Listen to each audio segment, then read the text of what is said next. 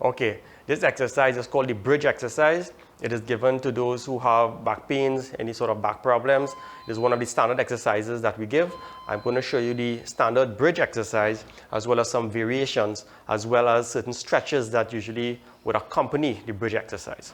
So we have the standard two-leg bridge exercise where you lie down in the back with legs bent like this here. Okay, hands on the tummy or hands on the chest. Lift the buttocks off the bed. Hold for a second and come back down in a controlled manner. Come back up again. Hold. Come down in a controlled manner. Okay? It is a controlled movement. It is not a ballistic movement like flinging the body up and letting it plop down like this. Okay? So this is, okay, so that is wrong. It is coming up, hold for a second, and you come back down. So that's a two-leg bridge. To make it a bit more difficult or to target one side, you can do a one-leg bridge where you make a figure 4, cross one leg over. So this takes this leg out of the movement and works the other leg in a more intense fashion. So you come up, hold for a second, and you come back down. The same principle of control for safety's sake is there, and you come back down. When you're done, again you switch over, come back up, and down. Up, hold, and down. You can also do it in an alternate leg fashion where you start off with two legs like this, come up, extend, and you come back down. Come up, extend the opposite leg, and come back down. Alternatively, you can use weight, a dumbbell, maybe a 10-pound plate, 5-pound plate, depending on your strength levels. Hold the weight on the tummy, come up, and back down. Again, this can be done one-legged fashion. It can be done alternate leg fashion. Okay, so do for the required amount of sets and repetitions as directed by your therapist. Okay, so the bridge exercise primarily is going to work the lower back, the buttocks or the glutes, and the hamstrings. So after you perform the required amount of repetitions as directed by your therapist, what you'll want to do is to do some stretching maneuvers for the lower back, the glutes, and the hamstrings. Okay, so we're going to start with the lower back.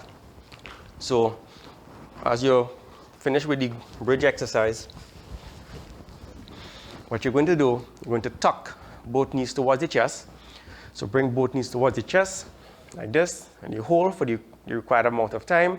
It may be 30 seconds to a minute or more. It all depends on what your therapist has instructed you to do. Okay, so as the knees are here, what you don't want to do is bounce. Okay, it's really an isometric stretch where you hold, you feel a bit of a stretch in the lower back. Okay, generally too as well, we will not ask you to lift the head like this. But again, if this is deemed appropriate by your therapist, this is what you would want to do while you're doing that stretch. Now, if you're a large person and it is difficult for you to grab the shins or you're having some knee problems, alternatively, you can grab around the hamstrings. So you can interlock the arms like this and pull. Again, no bouncing. Feel the stretch in that lower back and hold for the required amount of time. Come back down in a controlled fashion. What you don't want to do is when you finish stretch is that you do like this, okay? It's a control release. Now you want to stretch the glutes muscle. So what you will want to do is make a figure 4, put the ankle on the knee, grab the opposite leg, pass the hand through here, next hand goes around, hold onto your hamstring and pull.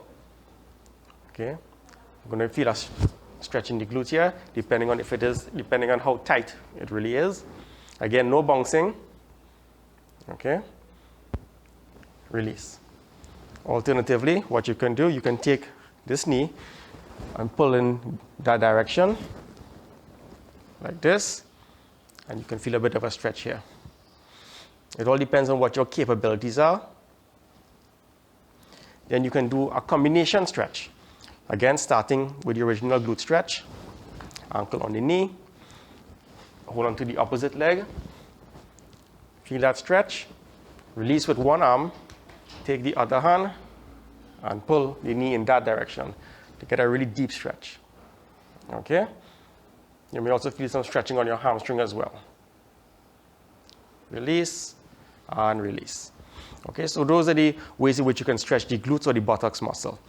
Now you come to the hamstring muscle here. You can either use a strap or a towel or a belt. Loop it around the foot. Okay, keeping the leg straight. You're pulling it towards you. And you're going to feel that stretch right there. Try not to bend the knee, because if you bend the knee, you'll have to pull the leg a bit too far, or you may pull it to the maximum level and you still may not get an adequate stretch in the hamstring. The whole idea is really to get that stretch. Okay, a bed sheet, a strap, or a belt can do this. If you don't have that, what you can do alternatively, keep the leg straight, hold behind the hamstring, pull the foot back, and you pull. Again, it's not a bouncing movement. It's an isometric stretch. Okay, hold for the required amount of time as directed by your therapist. Bend the knee and release. Okay, so these are the stretches that will tend to accompany the bridge exercise. Your therapist will direct you as to which ones are appropriate for you. Okay, so some of you may not be able to do the double knee tuck stretch, and in that case, you can try the single knee tuck stretch. Again, your therapist will test you in the session and tell you which one is appropriate. So the single knee tuck stretch, as the name suggests, you're stretching one side at a time. So remember, for the double knee tuck stretch, you are either here or you are here. What you may be more capable of is doing the single knee tuck stretch. Okay? Your knee can be either bent or straight, depending on what is your exact situation. So you can do a single knee tuck stretch.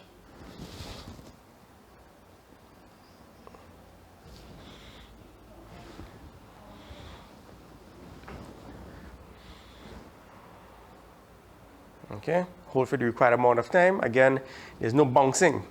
It's all an isometric movement. And then you release. So